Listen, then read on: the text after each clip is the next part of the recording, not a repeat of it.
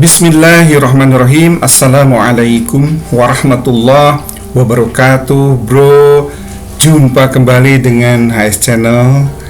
Semoga bro di sana selalu sehat walafiat, sehat yang dipenuhi berkah, sehat yang dipenuhi manfaat, dan selalu diluaskan rezekinya oleh Allah Subhanahu wa Ta'ala untuk kita semua. Ya, rezeki sehat untuk kita semua, rezeki materi untuk kita semua, diberikan ketenangan dalam keluarga untuk yang sudah berkeluarga, dan diberikan terus semangat untuk bertahan di tengah kesulitan ekonomi yang terus menghimpit ya bro ya. Apalagi tersiar kabar kalau kita dan mungkin dunia itu dalam ancaman krisis pangan. Dalam hal ini pastinya termasuk Indonesia.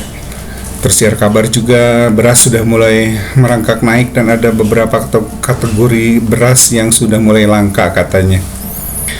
Oke bro, di tengah kesulitan yang tadi saya sebut, ternyata ya ada keprihatinan tersendiri bagi saya menengok yang dilaporkan JPNN kemarin ya, jpnn.com, terkait perusahaan atribut Amin di Banyumas sana ya. Tapi disclaimer ya bro ya, disclaimernya adalah saya mengangkat berita ini tidak sama sekali untuk memprovokasi ya, tetapi saya mengangkat berita ini bertujuan untuk mengajak sama-sama waspada dan tidak mudah terpancing oleh kejadian-kejadian kecil yang terjadi menjelang pemilu 2024 nanti. Sudah menjadi rahasia umum ketika menjelang pemilu itu suasana politik mulai menghangat ya, menjelang kontestasi atau perhelatan pemilu itu biasa ya. Oke bro, kejadiannya di Banyumas ya, ada atribut Amin yang dirusak orang yang tidak bertanggung jawab. Orang atau orang-orang ya kurang paham ya, tapi yang pasti ini juga ada fotonya. JPNN kemarin tanggal 3 Oktober 2023 melulu ya, ingat pemilu. Sorry ya bro. Oke, jpnn.com melaporkan atribut Amin dirusak. Anies makin semangat perjuangkan demokrasi dan kebebasan. Itu yang dilansir oleh JPNN Selasa 3 Oktober 2023 tadi malam ya. Ini ada fotonya bro, kurang lebih ya seperti ini fotonya, mungkin kurang jelas ya. Spanduk dan baliho pasangan Anies Baswedan Muhaimin Amin dikelilingi atribut PDIP dan Ganjar Pranowo di Kabupaten Banyumas, Jawa Tengah, Selasa 3 Oktober 2023. Terlihat sobekan kecil di spanduk Amin hasil perbuatan pihak tak bertanggung jawab. Ini foto pribadi awalnya ya untuk JPNN. Oke, apa yang kita coba baca dulu ya beritanya ya. Ini berita singkat kok. jpnn.com Banyumas. Baca pres Koalisi Perubahan untuk Persatuan Anies Baswedan mengapresiasi militansi para sukarelawan yang selalu bersemangat meski di tengah berbagai tantangan sulit. Salah satu tantangan itu adalah aksi vandalisme yang menyasar atribut pasangan Anies Muhaimin atau Amin di berbagai penjuru Kabupaten Banyumas. Hal tersebut disampaikan oleh Anies saat menghadiri peresmian Kafe Pejuang Banyumas Selasa 3 Oktober. Dia mengapresiasi semangat pergerakan yang dilakukan oleh para sukarelawan. Ini adalah tanda partisipasi dari grassroots yang luar biasa karena KP ini sepenuhnya inisiatif dari warga dan dibiayai mereka. Ini adalah tanda bahwa ini adalah gerakan, dan dengan adanya tempat ini kegiatan relawan akan terfasilitasi. Terlebih mereka memiliki militansi yang luar biasa, ucap Anies. Mantan Gubernur DKI Jakarta itu juga memaparkan tantangan yang dihadapi para relawan termasuk perusakan atribut pasangan Amin. Mereka juga menghadapi tantangan yang tidak kecil. Tadi mendengar ada banyak atribut-atribut dalam kurung pasangan Amin yang dirusak dari mulai tadi malam sampai pagi. Tapi mereka tak surut semangat juangnya, jelasnya. Anies mengajak semua untuk dewasa berdemokrasi, saling menghormati pilihan, sehingga iklim demokrasi di Indonesia akan semakin baik. Nah, begitu bro. Jadi memang keprihatinan saya adalah ternyata masih ya ada beberapa kelompok yang tidak dewasa ya menyikapi demokrasi ini. Tidak siap untuk berbeda pilihan, tidak siap untuk berbeda pendapat.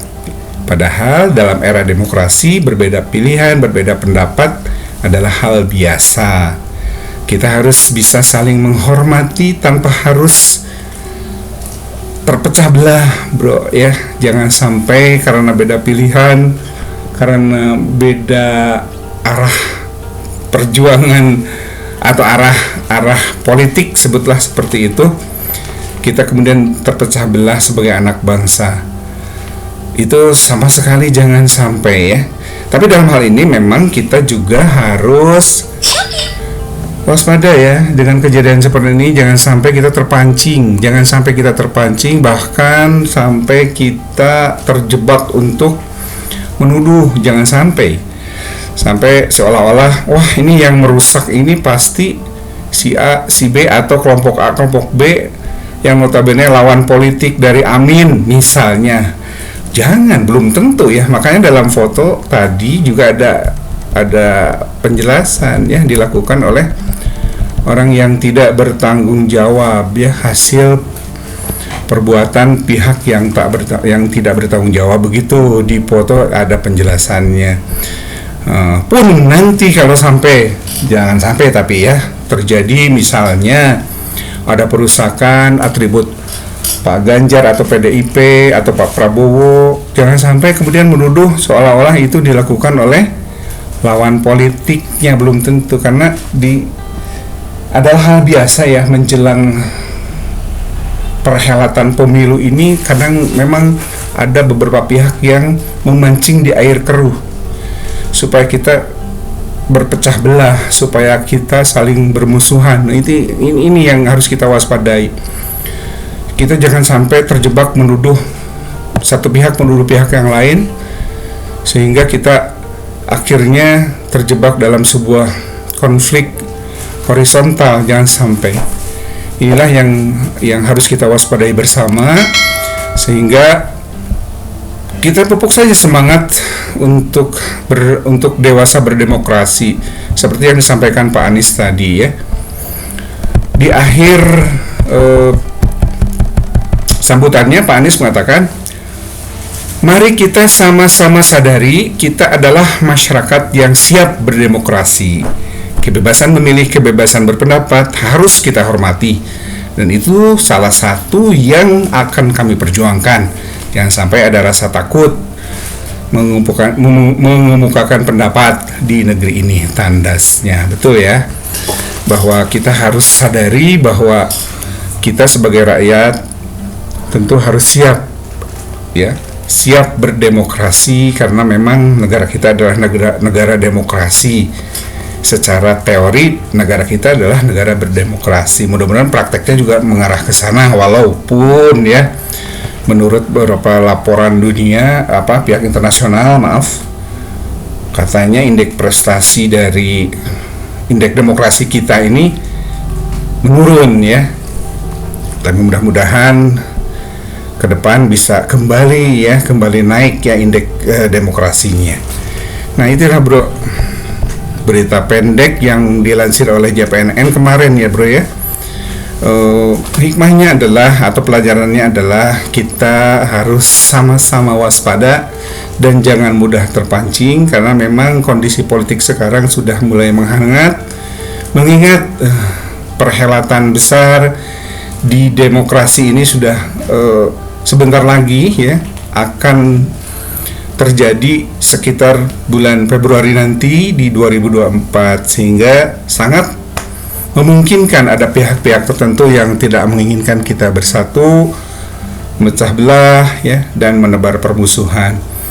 Mungkin kita berbeda pilihan, tetapi kita tetap saling menyayangi, kita tetap saling menghormati sesama anak bangsa.